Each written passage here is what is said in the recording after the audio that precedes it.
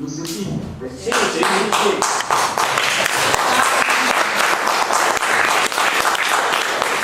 Allora, diciamo il mio compito è relazionarvi su quella che è stata la mattinata a Roma, dove c'era tutta una serie di comitati, tra cui ovviamente c'erano anche il coordinamento sardo, non bruciamoci il futuro, e tanti altri comitati come quello del bene comune dell'acqua, eccetera, che dalla Sardegna portava tutta una serie di osservazioni a questa legge di iniziativa popolare. Vi dico che la discussione che era avvenuta a sabato scorso a Marcomere è stata riportata per intero a Roma. La discussione verteva sul fatto che in questa legge di iniziativa popolare bisognasse trovare anche un volano economico per la riconversione anche della riconversione industriale nell'ambito del ciclo dei rifiuti, e in particolare una riconversione industriale che andasse verso una applicazione corretta di quella che è il ciclo dei rifiuti, evitando, ovviamente io rappresentavo anche ISDE Sardegna e anche ISDE Italia come delega, e praticamente quello che ci interessava è che più che altro emergesse la necessità di trovare soluzione al ciclo dei rifiuti in maniera non diciamo dannosa per la salute. Quindi questo è stato il nostro contributo, ma ben condiviso anche dal coordinamento sardo. E in particolare, come vi dicevo, per quanto riguarda la questione del trovare il volano economico per una legge di iniziativa popolare di questo genere, abbiamo individuato, almeno qui in Sardegna, non tanto l'aumento del tributo, che poi alla fine era una partita di giro tra istituzioni locali e società di raccolta e di conferimento poi dei rifiuti, e quindi in qualche modo il cittadino rimaneva escluso e doveva solamente pagare una sottotassa,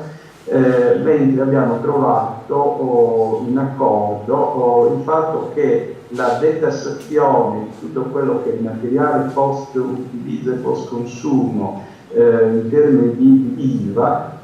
trovasse appunto in questa fonte, invece che fare un abbassamento dell'IVA al 4% o portarla almeno al 10%, perché queste sono le aliquote, e un 4% di questa IVA di questi prodotti andasse in qualche modo a finanziare i processi di riconversione di tipo industriale. Questa era la posizione che avevamo appunto come coordinamento sardo, in modo da richiamare in questa legge di iniziativa popolare dei meccanismi di finanziamento che coinvolgessero i cittadini, ma che non gravassero sui cittadini per intero, in qualche modo gravassero anche in qualche modo sull'industria del riciclo, che in Italia, guardate bene, ha un incremento in un solo anno di 1 miliardo di euro, quindi era un settore industriale assolutamente in salute, per cui era assurdo pensare che la riconversione industriale dovesse ricadere sui cittadini e non fosse almeno caricata in buona parte anche su quelli che sono i settori industriali che si interessano in questo. E vi dico che dopo una discussione abbastanza approfondita, tutte le istanze del coordinamento sardo sono state accolte, e quindi in qualche modo ISE, che appoggiava queste istanze, in qualche modo è rimasto all'interno del comitato promotore. Ora, questa legge di iniziativa popolare cade a pennello. Per quale ragione? Perché, come ben sapete, c'è stata 4 giorni fa un'ordinanza del nostro cappellaccio che in qualche modo chiede con questa ordinanza di mettere immediatamente 2 inceneritori in Sardegna. Ora, da questo punto di vista lascia perplesso, non so se avete visto l'ordinanza, ma poi a qualcuno l'ho promessa, ci è arrivata subito in PDF proprio con firma di Cappellacci, e in realtà lui si rifà prevalentemente a quello che è un articolo 179 del decreto legislativo 152 del 2006 che imporrebbe di non portare in discarica dei rifiuti con un potere calorifico elevato. In realtà questo tipo di articolo è stato già superato da quello che è la direttiva europea del 2008 del 98, che è stata recepita con un decreto legge del 2010-2095. Quindi questo decreto legislativo del 2010 ben recepisce quelle che sono le normative europee per quanto riguarda appunto il trattamento dei rifiuti, dove si antepone il recupero della materia a quello che è il recupero presunto di energia, anche perché è ben conosciuto che il recupero di un materiale post-utilizzo o di un bene post-uso è sicuramente in termini di tipo energetico, cioè nella valutazione di tipo energetico nel ciclo della vita di questi materiali, ha una resa energetica nettamente superiore a quella che può essere attuata con la combustione per produrre energia elettrica, dove il principio della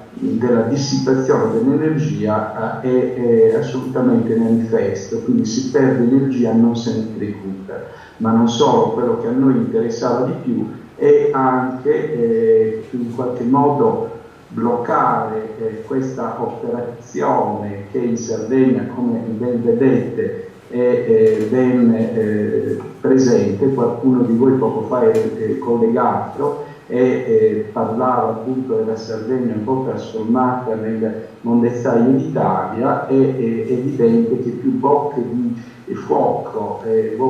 forni che non si voglia si aprono in Sardegna, più ci espongono alla possibilità che quella Sardegna venga in qualche modo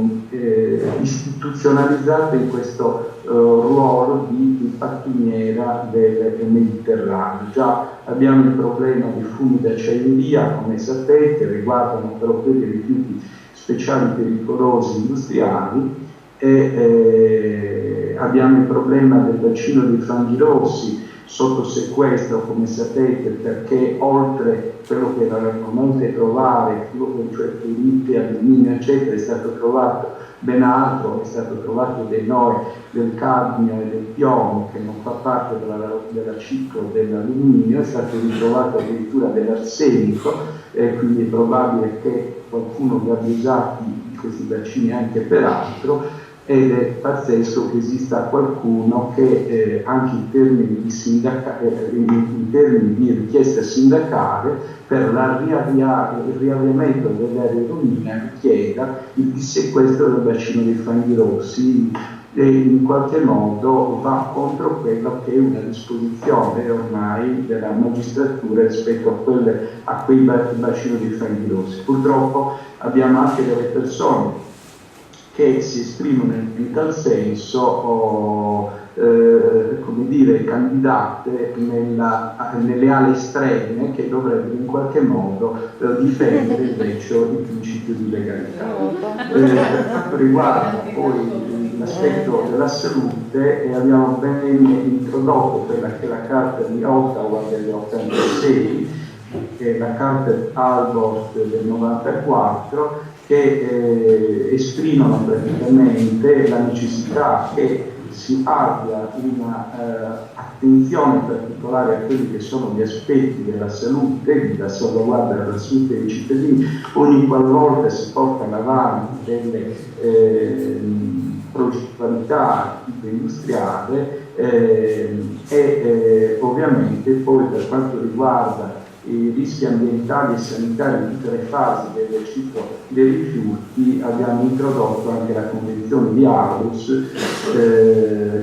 del 98, recepita poi dalla direttiva europea, come vi dicevo, del 2008. Per cui ci ritroviamo in questo momento in una situazione in cui esiste un quadro normativo anche italiano che viene disatteso in Sardegna ad opera appunto di queste cappellate che in qualche modo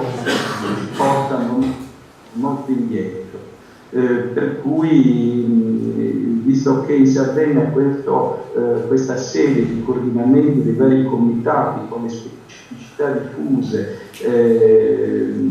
chi ha il problema del consumo del territorio per un inceneritore a biogas, chi un biodigestore a biogas, e chi ha invece il problema degli inceneritori a biomassa. Adesso complessivamente abbiamo anche il problema del perché questa operazione di cappellarci è evidente che è espressione di una risposta all'azione che il comitato No Chimica Verde non inceneritore di Sassari e Porto Torres, assieme a Visde e all'Ordine dei Medici, hanno fatto nei confronti della chimica verde, in particolare di quella mostruosità degli inceneritori a biomasse da 43,5 megawatt elettrici da biomasse, ma da ben 70 megawatt termici, anche alimentati da un rifiuto tossico, un residuo tossico che il FOC, che è un residuato della lavorazione del tecnico dell'etilene, che peraltro ormai è fermo a Porto Torres da qualche anno, che quindi saremo costretti a portare anche da fuori. Quindi non solo ci relegavano al problema dello smaltimento dei rifiuti solidi urbani altrui, ma anche dei residui industriali altrui, un po' ripercorrendo quello che è il meccanismo presente nella Saras, Sarrock, dove appunto la combustione dei residui di lavorazione della raffinazione TAR, che non solo è quello prodotto da Sarrock, ma se andassimo a vedere le bolle, molto viene anche da fuori, è quello che ha messo in moto il meccanismo particolare del CIP6, che ci condanna ad avere un caro bolletta così alto, per cui siamo in qualche modo corrotti, arrostigati, come si dice dalle nostre parti, perché in qualche modo dobbiamo porci il problema di pagare poi quelli che sono gli impatti ambientali e impatti sanitari, cioè l'esternalizzazione che dovrebbe essere a carico degli industriali, in realtà è stata esternalizzata dal punto in cui appunto che noi dobbiamo pagare praticamente le nostre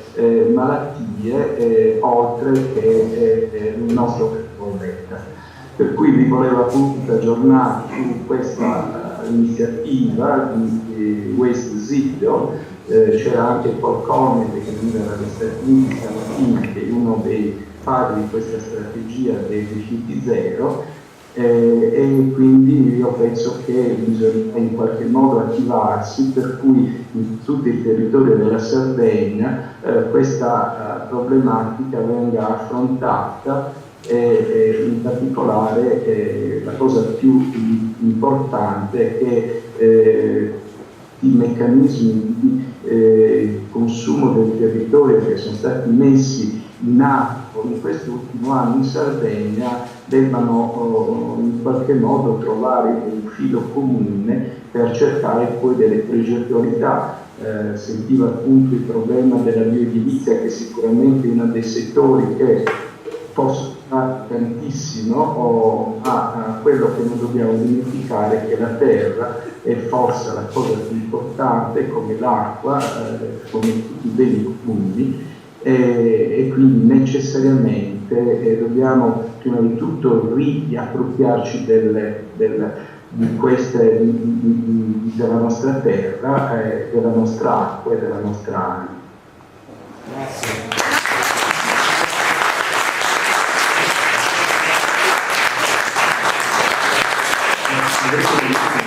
No, non chiudere.